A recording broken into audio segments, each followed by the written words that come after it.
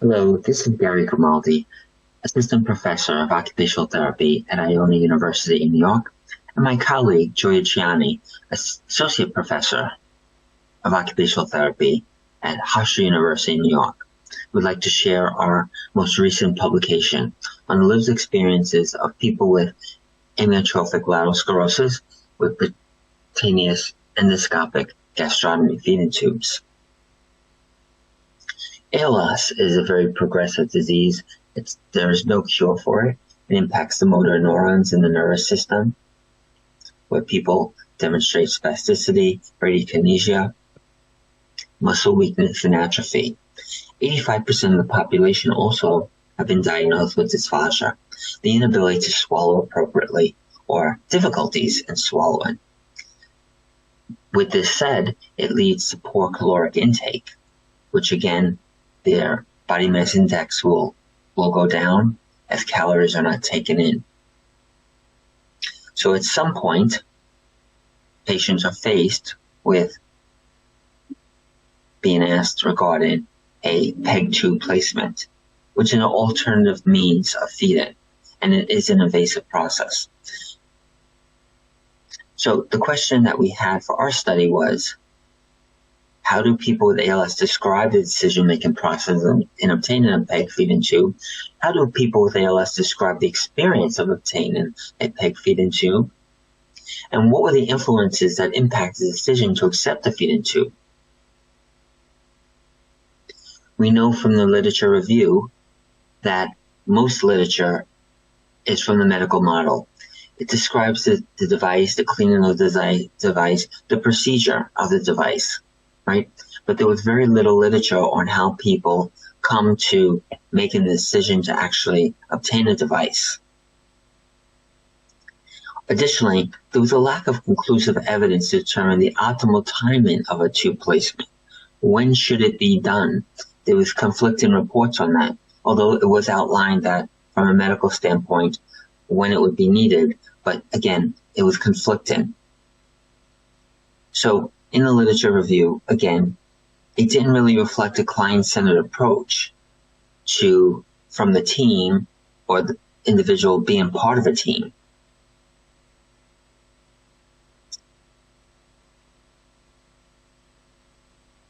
So our method we used was a phenomenology approach. So we looked at the lived experience of individuals, and we had 5 individuals in the study, and we wanted to look at the lived experience. Right, from their standpoint of how did the decision to obtain a PEG come about? What was their journey in obtaining a PEG? So again, it was a qualitative design, selective sampling of all 6 participants came from an ALS support group. They all spoke English, and they were at the time of interview, utilize a PEG that they recently had placed. Data collected was through 2 semi-structured interviews. The first interview developed significant statements where themes were developed. The second interview were with the participants just to confirm what they said in their statements. This actually increased the trustworthiness and the rigor of the study with doing a member check. So if we look at our themes, there were 5 themes in the study, and the first one was survival. When we look at survival, people were psychologically fear of choking, and it became apparent. They felt that if they did not get this, they were going to be able to choke, as some of them were having trouble swallowing. The second theme was scary, anxiety-provoking process. The reason that came up is that there was a lack of education and information from the medical team, as some medical teams conveyed that this was such an urgency to receive a PEG, even though there really were no signs of swallowing. Also, this theme was developed based on the medical teams, or at least the participants felt that the medical teams were very assertive, or maybe even too comfortable in having people obtain PEGs when maybe it wasn't the right time for them, or they weren't having symptoms of choking. So this idea of that you need a peg really heightened anxiety, should they get it right away. Also, participants said they want to live longer for their grandchildren and be part of the family. Engagement in life activities, how is that going to be impacted by having a peg tube when we look at leisure skills, going on vacation, ADLs? That was a concern. But lastly, participants conveyed that they were not alone in the decision, that they had family and they did have medical teams help them make that decision. So they were not alone in it. It was really the individual's immediate or extended family helped them with the knowledge to make the final decision of an invasive procedure. Other areas that came about were areas of ADL, the impact of dressing. Will the peg tube fall out during dressing? Health management was important. People felt that they were not part of the decision-making team. They lost their autonomy because nobody asked for their opinion. And of course, what was the impact on rest, sleep, leisure, and social participation? How would a peg tube, impact their lives? And finally, patients also, or individuals or participants, did discuss the psychosocial factors of coping with such an invasive device on a daily basis. The fear of choking. So these were all important factors that came out of the study. So if we look at the results and qualitative comments, the comments were on a wide array or scope. So somebody mentioned, I miss going out to eat with my friends. I can't manage feeding anymore. Getting dressed is really scary. I did it for my daughter. I wanted to be here longer for her. At first, it was brutal. I was completely freaked out psychologically. Or they wanted me to do it preemptively. I did not want to stop eating. I was concerned that I could no longer eat my favorite food. I mean, my gosh. It was simply life or death. These were the qualitative statements that help build the themes that we have in the study. So when we look at our discussion, we found that making or obtaining a peg tube is not taken very lightly. It's made with many people involved, family members, caretakers, spouses, adult children to extend the family, and of course, the healthcare team. We also felt that it's important to understand the factors that influence people in making this decision. Are they making the decision out of fear? They don't need the tube right now. How did that whole decision come about? And also we looked at timing is crucial in initiating and planning the placement of a peg tube. When should they have it done in their life? Because again, it is so invasive. At what point do they really need it? And then how that comes about. But one of the major things that came out, and it was across the board, that patients or participants did not feel they were well educated on when the tube should be placed, the steps involved in the tube, the care involved in the tube, but rather it was just, okay, the health team said that I need it, so I need to get it.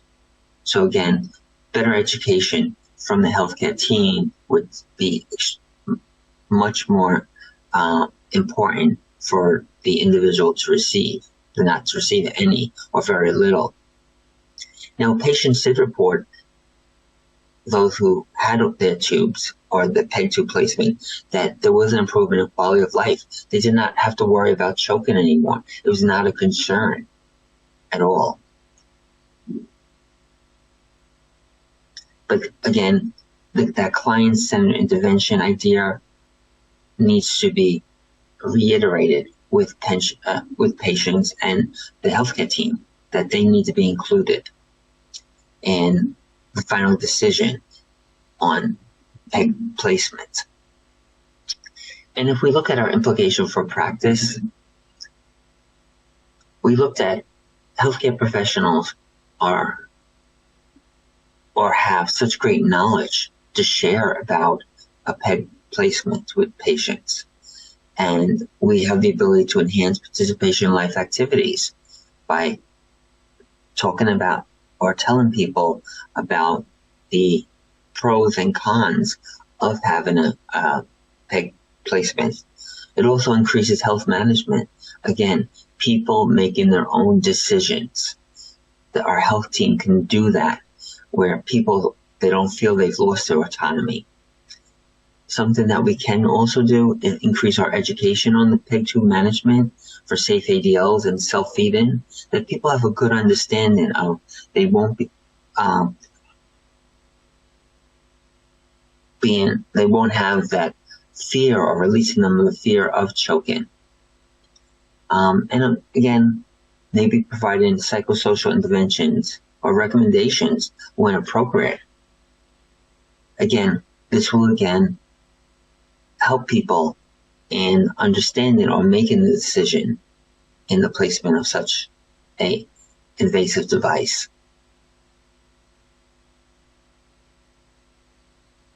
Here's our references, and also we'd like to thank you for participating in here in our study today.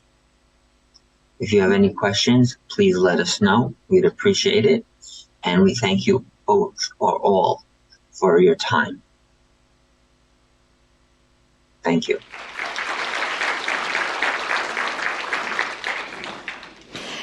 Gary, thank you very much for your presentation. You didn't know you had spoken such a short time. You've got time for a lot of questions. But while we're finding questions in the room, I have a question for you that made me think while I was listening to your presentation. As healthcare professionals, do you think we're talking to patients, we're talking about the timing and things of a PEG, do you think there's an element of unconscious bias that we may put towards our patients about that? Is that anything that came out? Or we try to stay neutral, but I wonder how neutral we are.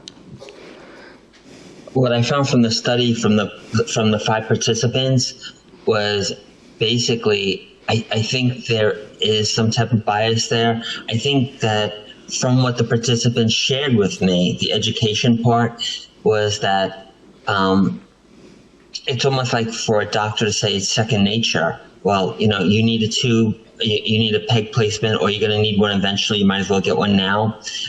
In the case of the study, I did have one person who the doctor just said, just I'm going to schedule right away for a PEG placement. However, the patient had exhibited no signs of choking at all. So I think from the 5 participants, what came out of it was healthcare professionals at the medical level may be very comfortable with just saying, you need it, or you need it eventually, so you might as well get it now. And that was a major concern. But what the 5 participants shared was that, they didn't want to go against the doctor's orders to say, well, if the doctor says I need it, then I need it. If the doctor said I didn't need it, he wouldn't be recommending it. But it became from the data, as the data came alive, was that it's just basically it's second nature for a doctor, and patients weren't really involved in the decision in some cases. So I think, as you said, there could be a bias here that, down the road they're going to need it, so you might as well get it now. Why wait? That's what I found from interviewing the participants. Yeah, that's very interesting. Thank you. Are there any questions in the room? Any questions online? Oh, yes, I beg your pardon. Yes, sorry. There is a question. Hi, David, a patient fellow. So we had a really interesting presentation this morning on food preparation that makes it easier to swallow. And then there was a conversation after that about nutrition value and cutting food small versus doing the preparation with the filler materials, I forget what the word was, versus going to PEG. So I guess, as someone who's not an allied professional, is there any kind of guideline for how a patient progresses through those different stages of nutrition while maintaining quality of life? Okay. In terms of nutrition, I did not find any guidelines regarding that. Basically, there were guidelines found in the literature of when somebody may need a tube, but they're very inconsistent across the literature at what point somebody would need a tube. It's not really standardized, and I can see the point it's not standardized. Everybody's different, but I think something has to come out where patients understand if you're at this level, this is when you're going to need a tube. And not to say it wasn't there, it was just inconsistent when you read the literature of at what level. Again, regarding the food that you mentioned, I'm not aware of any standard that or progression of different types of food. Most of the people in the study were eating, or actually their family were cutting the food at that point, and they were still having problems like choking or were afraid to choke. That's basically what I know about the nutritional part of it as an occupational therapist. Thank you. Oh, there's another question. Thank you. My name's Margie. I'm a physiotherapist from Australia, from Calvary, Bethlehem. I was just curious, did you look into the diagnostics around lung function tests as well? Because we often find people going for PEGs, it's not always their swallow or their nutrition. It's a lot to do with the timing around their lung function. Correct. From a perspective of interviewing the patients, I didn't explore that. However, in the literature, that was explored. And as I mentioned, regarding lung capacity, some articles mentioned that it should be at this is the standard. If someone drops below this point in lung capacity, they need to be pegged. Versus other studies may have mentioned a different number that the person should receive a peg. And that's when I was talking about inconsistency in the literature. But it definitely was there. However, across authors, it was very different. That's what both my co-researcher and I did find. Thank you. Thank you. Any more questions? Yep. Oh, sorry, Gary. Are there any more questions? Carry on. Did you want to say something else?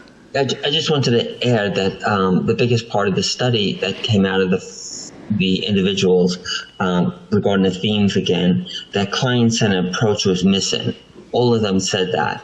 Although they did find that some nurses in the ALS clinics here in New York were very helpful, but overall, all 5 of them mentioned that they weren't really educated on the PEG, on what's really involved, the follow-up care that's needed, things of that nature.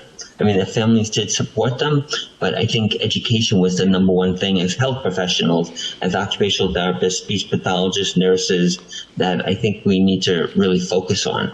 That's what I really got out of the 5 people that we interviewed who have been using PEGs for the last 5 years within the study.